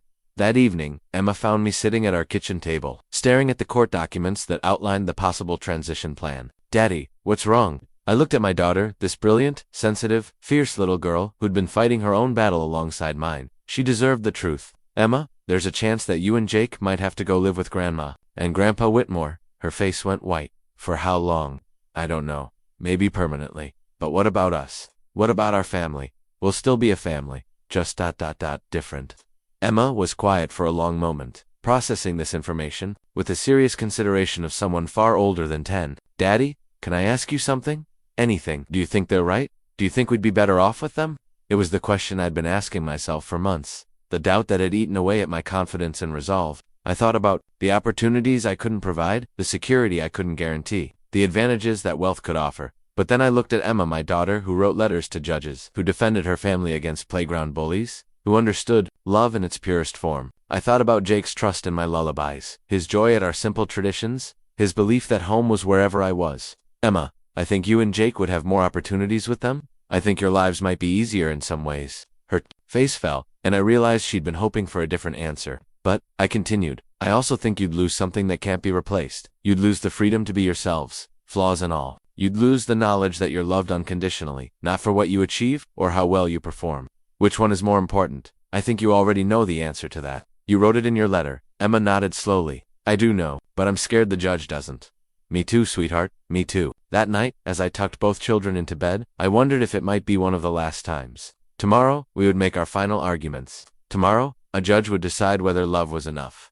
But tonight, in the quiet of our small apartment, with my children safe in their beds and trust still shining in their eyes, I knew that whatever happened, we had built something real, something that couldn't be taken away, even if we were forced apart. The question was whether that would be enough to keep us together. The morning after Emma's school incident, I awoke to find an envelope slipped under our apartment door. Inside was a handwritten note from Mrs. Chen. Michael. It read, I heard about what happened at school yesterday. I want you to know that my husband and I have been talking, and we've decided to do something. We hope you don't mind. Your neighbor Lin Chen. I had no idea what she meant until I got to work and found Tony Martinez waiting for me with a stack of papers and a grim expression. Mike, we need to talk. He led me to the construction trailer that served as our field office and spread the papers across his desk.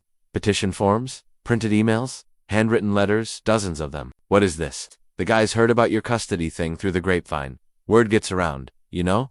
And we've been talking. Tony's weathered face was serious, but determined.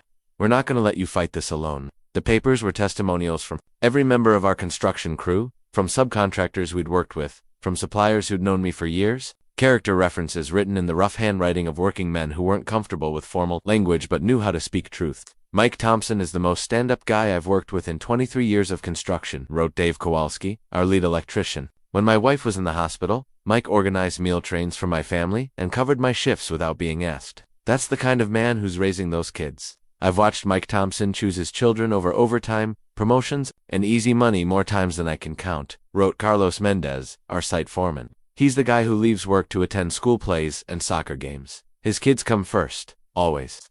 That's real fathering. Mike helped me through my divorce. When I couldn't afford a babysitter, wrote Jim Patterson, one of our newer guys. He brought my son to job sites, taught him about tools and building, never asked for anything in return. My boy still talks about Uncle Mike teaching him to use a level. That's the kind of influence every kid needs. Tony watched me read through the testimonials, his expression softening. There's more, Mike. Mrs. Chen started some kind of neighborhood petition, got signatures from everyone in your building. plus the school crossing guard, the librarian, even that pharmacist you take the kids to. He handed me another stack of papers. Page after page of signatures and comments from people who'd observed our family life in the ordinary moments that mattered. The Thompson family is a blessing to our community. Mrs. Johnson from across the hall had written, Michael has raised his children to be polite, helpful, and kind. Emma and Jake are always willing to help elderly neighbors with groceries or small tasks. This is a family that makes our building a better place to live. I see Michael Thompson at the library every week with his children, the head librarian had noted. They do homework together, check out books, participate in reading programs. He's deeply invested in their education and development, despite his work schedule. Emma and Jake Thompson are joy to have in our after-school program, wrote the community center director. When their father can't pick them up immediately after work, they wait patiently and help clean up. They clearly feel secure and loved. Michael has never missed a payment or failed to communicate about schedule changes. But it was the comments from Emma and Jake's teachers that hit me hardest. Emma Thompson is one of the most emotionally secure children I've taught, wrote Mrs. Patterson. She speaks about her father with obvious love and respect. When she draws pictures of her family, they're always smiling and close together.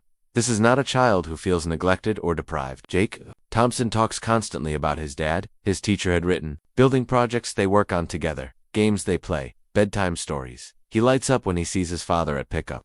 Their bond is genuine and strong. Mike Tony said as I finished reading, we're not lawyers or social workers or any of that. But we know good people when we see them, and we know when a man's being railroaded by folks with more money than sense. I was overwhelmed. Tony, I can't ask you guys to get involved in this. You didn't ask. We volunteered. His voice was gruff but kind. Look, most of us got kids. We know what it's like to worry about providing for them, to feel like you're not doing enough. But we also know that showing up every day, being there when they need you, that's what matters. The support didn't stop there. Over the next few days, it seemed like everyone we'd ever interacted with came forward with offers of help. Coach Rivera from Jake's soccer team organized a letter-writing campaign from other parents. Michael Thompson volunteers at every game, helps with equipment, drives kids whose parents can't make it. One parent wrote, Jake is polite, well-behaved, and clearly adores his father. This is exactly the kind of family involvement we hope to see. The pharmacist where we filled prescriptions wrote about my diligence in managing the children's medical care. The crossing guard mentioned how Emma and Jake always said good morning and followed safety rules. Even the cashier at our grocery store noted that I always let the kids pick out one treat each and taught them to say thank you. It was a portrait of our life painted by people who saw us in unguarded moments, not performing for evaluators or trying to impress anyone, just living as a family. Janet was amazed when I brought her the collected testimonials. Michael, this is extraordinary. I've never seen community support like this for a custody case. Will it help? It shows that you're not just a good father in isolation. You're raising children who contribute positively to their community. That matters. But the most powerful support came from an unexpected source. Dr. Rebecca Martinez, Jake's pediatrician, requested a meeting with Janet and me. I've been treating Jake since his mother died, she said in her office overlooking the hospital parking lot. I've watched this family navigate grief, trauma, and stress. I've seen how Michael handles medical decisions, how he advocates for his children, how he follows through on treatment plans. She pulled out Jake's medical file. When Jake was having nightmares and regressive behaviors after Sarah's death, Michael didn't just hope they'd go away. He brought Jake in for evaluation, followed my recommendations for counseling, attended every session. When Jake needed medication for anxiety, Michael researched every option, asked thoughtful questions, monitored side effects carefully. Dr. Martinez looked at us seriously. I've reviewed the social worker reports and the psychological evaluations. I disagree with their conclusions. Jake's current anxiety isn't related to his home environment, it's related to the custody battle itself. The fear of losing his father is what's causing his regression, not any inadequacy in Michael's parenting. She handed Janet a formal letter. I'm submitting this to the court. Michael Thompson is one of the most attentive, responsible parents. I work with his children are healthy, well cared for, and emotionally secure. Any disruption of their primary attachment would be harmful to their psychological development. As we left Dr. Martinez's office, I felt something I hadn't experienced in months, the sense that I wasn't fighting this battle alone. An entire community had rallied around our family, seeing value in our life together that the formal evaluations had missed. Michael, Janet said as we walked to our cars, I think we have a real chance. Not because we're perfect, but because you've built something authentic. People recognize that. That evening, I showed Emma and Jake some of the letters and testimonials. Emma read Mrs. Patterson's comments about her family drawings, and tears filled her eyes. They really see us, don't they? She said. What do you mean all these people they see that we're a real family? Not perfect, but real. Jake, looking at Coach Rivera's letter, grinned widely. He said, I'm polite, and that you help everybody. As I tucked them in that night, I felt cautiously hopeful, for the first time since this nightmare began, not because our problems had disappeared, but because I'd learned something important. We weren't as alone as I'd thought. The people who saw us every day in grocery stores and at soccer games, in apartment hallways and school pickup lines, they saw what the experts had missed. They saw a father who showed up, children who felt secure, a family that contributed to their community in small but meaningful ways. The question was whether Judge Hayes would see it too. The morning of the final custody hearing, I stood in our bathroom mirror practicing what I might say if called to testify. My hands shook as I knotted my tithe, the same one Emma had straightened weeks ago, now a ritual of armor before battle. Dottie, Jake appeared in the doorway, already dressed for school. Are you ready to fight for us? The simple question from my 8-year-old son nearly undid me. Yeah, buddy, I'm ready. Good, because Emma and I are ready too. They'd packed their backpacks that morning with extra care, as if this was any ordinary day, but Emma kept touching the pocket where she'd hidden her letter, and Jake had insisted on wearing his lucky socks, the ones with soccer balls that had holes in the toes. Mrs. Chen met us in the hallway as we were leaving. We'll be thinking of you today, she said, squeezing my shoulder. All of us.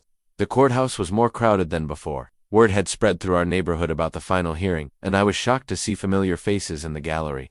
Tony Martinez and several guys from the construction crew, despite having to miss work. Mrs. Patterson from Emma's school, Coach Rivera, Dr. Martinez, even Mrs. Johnson from our apartment building. You didn't have to come, I told Tony. Yeah, we did, he said simply. This matters. Janet met me outside the courtroom, her expression cautiously optimistic. We have one new development. Emma's teacher submitted a last-minute statement about yesterday's incident. She handed me a letter from Mrs. Patterson. Emma Thompson has been under enormous stress due to circumstances beyond her control. It read, yesterday's altercation was completely out of character for her. She was defending her family against cruel comments from another student. While I don't condone physical responses, I understand her frustration. Emma has watched adults dissect and judge her family life for months. Her reaction shows not aggression, but fierce loyalty and love. As we entered the courtroom, I saw the Whitmores already seated with their legal team. They looked composed, confident, dressed in elegant mourning, colors that suggested grief transformed into noble purpose. Margaret's eyes were slightly red, as if she'd been crying over the terrible necessity of this proceeding.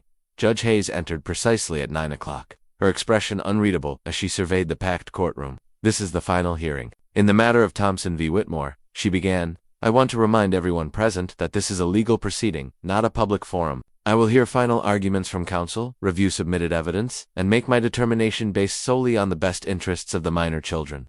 Harrison Blake rose first, his final argument polished and persuasive. He presented a slide, show of the advantages the Whitmores could provide, photographs of the mansion in Lake Forest, Emma's potential art studio, Jake's future bedroom with its own bathroom and study area. Your Honor, this case ultimately comes down to a simple question. What can we offer these children to help them heal from their trauma and reach their full potential? Blake's voice carried the weight of absolute certainty. Richard and Margaret Whitmore offer stability, resources, and opportunities that will serve Emma and Jake throughout their lives. He presented financial projections, educational statistics, testimonials from private school administrators. It was an impressive package that painted a picture of guaranteed success. Michael Thompson loves his children, no one disputes that. But love without resources is insufficient in today's competitive world. These children deserve every advantage their grandparents can provide. Blake's final slide showed a comparison chart, college savings accounts versus my modest income, private tutoring versus homework help at our kitchen table, summer programs in Europe versus camping trips to state parks. The choice before this court is clear, he concluded. We can prioritize sentiment over substance, or we can choose what's genuinely best for Emma and Jake's futures. Then it was Janet's turn. She didn't use slides or charts. Instead, she walked to the center of the courtroom and spoke directly to Judge Hayes. Your Honor, Mr. Blake is right that this case comes down to a simple question. But the question isn't what we can offer these children. The question is what they need. Janet gestured toward the community members in the gallery. The people in this courtroom today aren't here because Michael Thompson is perfect. They're here because they've witnessed something rare, a father who has restructured his entire life around his children's needs. She presented the testimonials we'd gathered, reading excerpts that painted a picture of daily devotion rather than grand gestures. Emma and Jake Thompson don't need rescue from their father. They need protection from a world that confuses privilege with love, that mistakes opportunities for security. Janet's voice gained strength as she continued. The Whitmores offer advantages, yes, but they also offer something else: conditional love. Love that depends on achievement, on meeting expectations, on becoming who they want these children to be rather than accepting who they already are. She paused, letting her words settle. Michael Thompson offers something the Whitmores can: acceptance, daily presence, in the knowledge that home is a place where you're valued for who you are, not what you might become. The morning wore on with final witness testimonies. Dr. Martinez spoke about Jake's medical care and emotional development. Mrs. Patterson testified about Emma's confidence and security. Tony Martinez, looking uncomfortable in his only suit, told the court about my work ethic and dedication to my children. Mike Thompson has turned down promotions, overtime, out-of-town jobs, anything that would take him away from his kids. Tony said, "I've been in construction for 30 years, and I've never seen a man prioritize his family the way Mike does." But it was Dr. Foster's testimony that worried me most. The child psychologist who'd evaluated Emma and Jake presented her findings with clinical detachment. While Mr. Thompson demonstrates adequate parenting skills, the children would benefit from the structured environment and professional resources the Whitmores can provide, she concluded. Emma shows signs of premature maturity, possibly due to assuming responsibilities beyond her age. Jake exhibits anxiety that could be addressed more effectively in a stable, resource-rich environment. During the lunch recess, I found myself in the courthouse cafeteria with Emma and Jake, who'd been brought in for the afternoon session. They looked small and worried in their best clothes, like children playing dress-up for a game they didn't understand. "How's it going, Daddy?" Emma asked, picking at her sandwich. "The lawyers are talking a lot. The judge is listening. Are we winning?" Jake wanted to know. I thought about Blake's impressive presentation, about Dr. Foster's clinical recommendations, about the weight of evidence suggesting my children would be better off with their wealthy grandparents. "I don't know, buddy, but win or lose, we're telling the truth about who we are." Emma nodded solemnly. "That's what matters, right? Telling the truth, that's what matters." As we walked back to the courtroom for the afternoon session, Emma suddenly stopped. "Daddy, can I ask you something? Anything? If we have to go live with Grandma and Grandpa, will you be okay?" The question caught me off guard. In all my worry about losing my children, I hadn't considered how my pain might affect them. "I'll be sad," I said honestly, "but I'll be okay because I'll know you're safe and loved, even if we're not with you." Even then. But as we entered the courtroom for what might be our last afternoon together as a family, I wondered if I was telling the truth or just trying to be brave for children who'd already been asked to bear too much.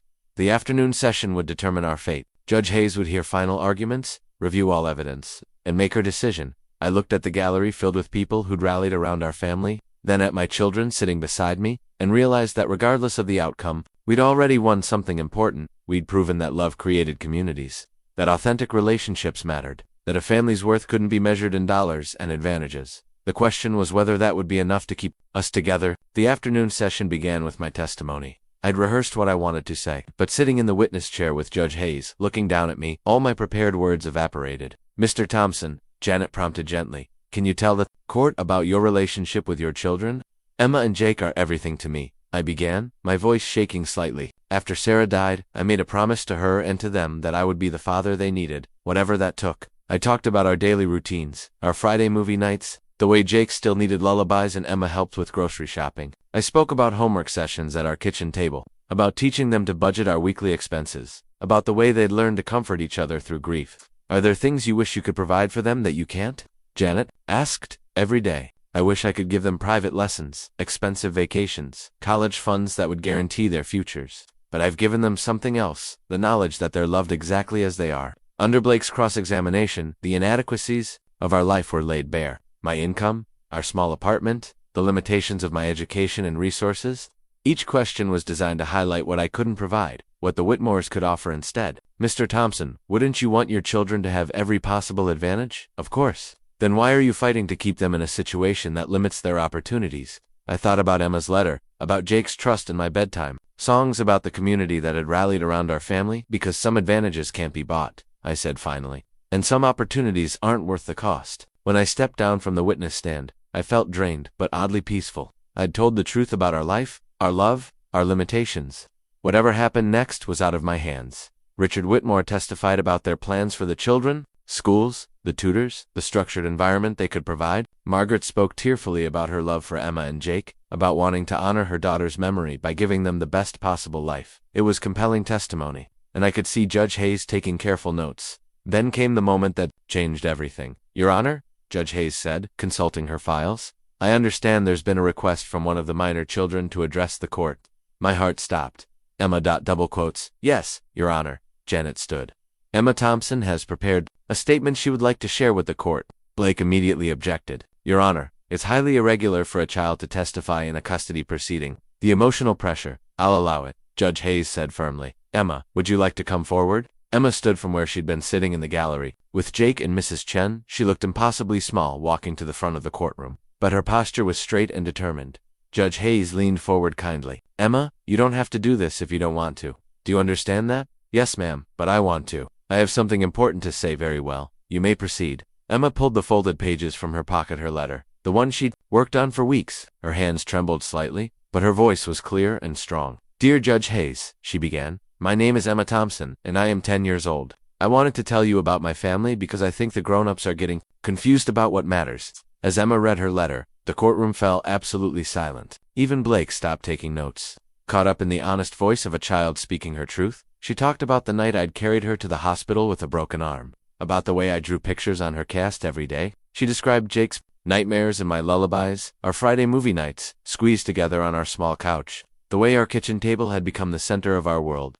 "Grandma and Grandpa Whitmore have a really big house and a lot of money," Emma continued, her voice gaining confidence. "They say they can give us things Daddy can't, like piano lessons and private schools and trips to Europe. They're not wrong about that, but they're wrong about what we need." She looked directly at Judge Hayes as she spoke about not wanting piano lessons if it meant she couldn't help me make dinner anymore, about preferring to walk to school with her best friend rather than attending private school. "The most important thing is that we're happy," Emma said, her voice carrying across the silent courtroom. "When I wake up in the morning, I'm excited to see Daddy and tell him about my dreams. When I come home from school, I can't wait to show him my art projects. When we watch movies on Friday nights, all squished together on our small couch, I feel like the luckiest girl in the world." I watched Margaret Whitmore dab at her eyes with her handkerchief, saw Richard's composed facade crack slightly. Even Harrison Blake looked moved by my daughter's words, but Emma wasn't finished. "I know Grandma and Grandpa love us too, but it's different," she continued.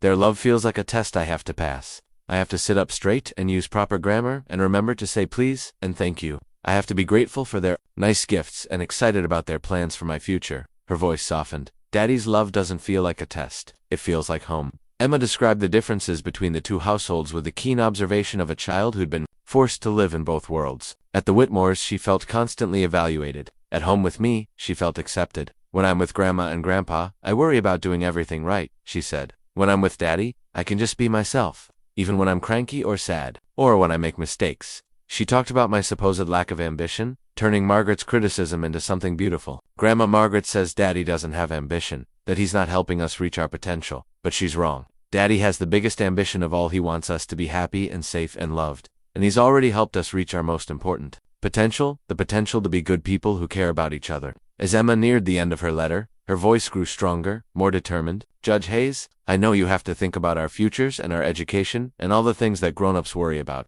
But please remember that we're not just futures to plan for. We're kids who need our daddy right now, today, tomorrow, and always." The courtroom was completely still as Emma delivered her final words. "Grandma and Grandpa say they're not trying to replace Daddy, but that's exactly what they're doing. They want to be the most important people in our lives. And that's not fair because that place is already taken." Emma folded her letter carefully and looked directly at Judge Hayes. "Please don't take us away from our daddy. Please let us stay home." She paused, then added with a small smile, "Jake says hi, and that he loves Daddy more than soccer, which is saying a lot because he really loves soccer." The silence that followed was profound. Emma walked back to her seat with the same quiet dignity she'd shown throughout this entire ordeal, leaving behind words that had laid bare the essential truth of our family. Judge Hayes sat quietly for a long moment, then looked around the courtroom at the faces of everyone present, the Whitmores with their expensive lawyers, the community members who'd come to support us, and my children, who'd just spoken their truth with courage and clarity. "This court will recess for deliberation," she said finally. "I'll have my decision within the hour." As Emma reached her seat, she looked at me with worried eyes. "Did I do okay, Daddy?" I couldn't speak past the lump in my throat, so I just nodded and mouthed the words that said everything. "I'm proud of you." Whatever Judge Hayes decided, my daughter had just shown the entire courtroom what love looked like when it spoke for itself. Now we could only wait to see if that would be enough. The hour of deliberation felt like the longest of my life. Emma, Jake, and I sat in the courthouse hallway with Janet and the community members who'd stayed to hear the verdict. The Whitmores waited in a separate area with their legal team, maintaining their composed dignity even as their carefully constructed case had been challenged by a 10-year-old's letter. "Daddy," Jake whispered, leaning against my side, "what happens if the judge says we have to go?" I'd been dreading this question, knowing that false promises would only make things worse if we lost. "Then we'll figure it out together," I said, quietly. "No matter what happens, you'll always be my children, and I'll always love you." Emma sat quietly beside us, her letter now folded safely in her pocket. She looked older than her 10 years, as if speaking her truth in that courtroom had aged her somehow. "Emma, are you okay?" "I'm scared," she admitted, "but I'm also proud." I said what needed to be said. Tony Martinez appeared with coffee and juice boxes from the vending machine. "Whatever happens in there," he said, nodding toward the courtroom, "you fought the good fight, Mike." Mrs. Chen patted my shoulder. "That little girl of yours," she spoke from the heart. "Judges are human too. They have to be moved by that kind of honesty." But I wasn't sure. Emma's letter had been powerful, beautiful, true, but would it be enough to overcome financial realities, expert testimony, and the compelling advantages the Whitmores could provide? At exactly 4:30, the bailiff emerged to call us back into the courtroom. Judge Hayes had reached her decision. The walk back to our seats felt like a march to execution. Emma slipped her hand into mine, and Jake pressed close to my other side. Whatever came next, we would face it together. Judge Hayes entered and took her place at the bench, her expression unreadable as she reviewed her notes one final time. The courtroom was packed. All our supporters had returned, along with several reporters who'd caught wind of the unusual case. "This has been one of the most difficult custody determinations I've faced in 23 years on the bench," Judge Hayes began. "Both parties clearly love these children and want what's best for them. Both have presented compelling arguments for different definitions of what best means." She looked directly at the Whitmores. "Richard and Margaret Whitmore offer undeniable advantages: financial security, educational opportunities, and resources that could significantly impact Emma and Jake's future prospects. Their desire to provide for their grandchildren is genuine and admirable." My heart sank. This sounded like the beginning of a ruling in their favor. "However," Judge Hayes continued, and I felt a flutter of hope, "this court must consider not just what children might benefit from, but what they actually need for healthy development." She consulted her notes again. The social worker reports and psychological evaluations, while thorough, focused heavily on material circumstances and future opportunities, but they largely overlooked the fundamental question of emotional security and attachment. Judge Hayes looked directly at me. "Mr. Thompson, you have limitations. Your income is modest, your resources finite. You cannot provide the advantages that wealth affords." I braced myself for the inevitable, "But however, you have provided something that cannot be purchased: consistent, unconditional love, and the daily presence that children need to feel secure in the world." She turned to address the entire courtroom. Emma Thompson's letter to this court was extraordinary. Not because it was eloquent or persuasive, but because it demonstrated something crucial. This is a child who feels absolutely secure in her father's love. She doesn't fear abandonment, conditional approval, or the withdrawal of affection based on performance. Judge Hayes looked at her notes once more. The psychological evaluation noted Emma's premature maturity, suggesting this was problematic. I disagree. Emma Thompson shows the confidence and emotional intelligence of a child who has been treated as a valued family member, not just a recipient of care. Her maturity comes from being trusted, respected, and included in family decisions appropriate to her age. She addressed Jake's anxiety next. Jake Thompson's regressive behaviors and anxiety are directly correlated with the uncertainty of these proceedings, not with any inadequacy in his father's care. Dr. Martinez's testimony makes clear that this child has received excellent medical care and emotional support throughout his mother's death and the subsequent trauma. I could hardly breathe as Judge Hayes continued. The community support demonstrated in this case is extraordinary. Teacher testimonials, neighbor observations, medical professionals, work colleagues all paint a consistent picture of a father who has prioritized his children's well-being above personal advancement. She paused, looking directly at Emma and Jake. But most importantly, these children have spoken for themselves, not just through Emma's remarkable letter, but through their obvious emotional security, their confidence in expressing their feelings, and their clear understanding of what family means. Judge Hayes straightened her papers and looked directly at me. "The court finds that while the Whitmore home offers material advantages, the Thompson home provides the emotional foundation these children need to thrive. Emma and Jake Thompson will remain in the primary custody of their father, Michael Thompson." The words hit me like a physical force. We'd want my children were staying home. But Judge Hayes wasn't finished. "However, this court also recognizes that Richard and Margaret Whitmore love their grandchildren and should maintain a relationship with them. Mr. Thompson, you will work with the Whitmores to establish regular visitation that allows Emma and Jake to benefit from their grandparents' love and, yes, some of the opportunities they can provide." She looked sternly at both sides. "This decision is predicated on the understanding that all parties will prioritize the children's well-being over personal preferences. Emma and Jake need their father's daily presence, but they also deserve to know their grandparents and benefit from their resources within reason and without conditions." Judge Hayes concluded with words that brought tears to my eyes. "Love is not always enough on its own, but it is the foundation upon which everything else must be built. Michael Thompson has provided that foundation. Emma and Jake Thompson will thrive not because they have every advantage, but because they know they are unconditionally loved." The gavel fell, and suddenly the courtroom erupted. Emma launched herself into my arms, crying with relief and joy. Jake wrapped his arms around both of us, and for a moment, we were just a family, holding each other after nearly losing everything. Through my tears, I saw Margaret Whitmore dabbing at her eyes, while Richard placed a protective arm around her shoulders. They looked devastated, but not entirely surprised. Even Harrison Blake seemed moved by the outcome, approaching us with surprising grace. "Congratulations, Michael," he said quietly. "That letter of Emma's, I've never seen anything like it in 30 years of family law." As we gathered our things to leave, I felt a tap on my shoulder. It was Margaret Whitmore. Her composure cracked, but her dignity intact. "Michael," she said, her voice shaking slightly, we were wrong about some things. But we weren't wrong about loving them." "I know," I said. "And they need that love. We'll figure out how to make this work." She nodded, unable to speak. Behind her, Richard looked older, more fragile than I'd ever seen him. As we walked out of the courthouse together, Emma holding my hand, Jake skipping beside us, our community of supporters surrounding us with congratulations, felt overwhelmed with gratitude. We were going home. We were staying together. We were still a family. The judge had understood what Emma had tried to tell her, that love wasn't just a feeling, but a daily choice to show up, to accept, to prioritize your children's emotional security over every other consideration. We won, not because we were perfect, but because we were real. And sometimes, in a world that confused wealth with worth, that was enough. 6 months after Judge Hayes' decision, our life had settled into a new rhythm that honored both the court's ruling and the children's needs.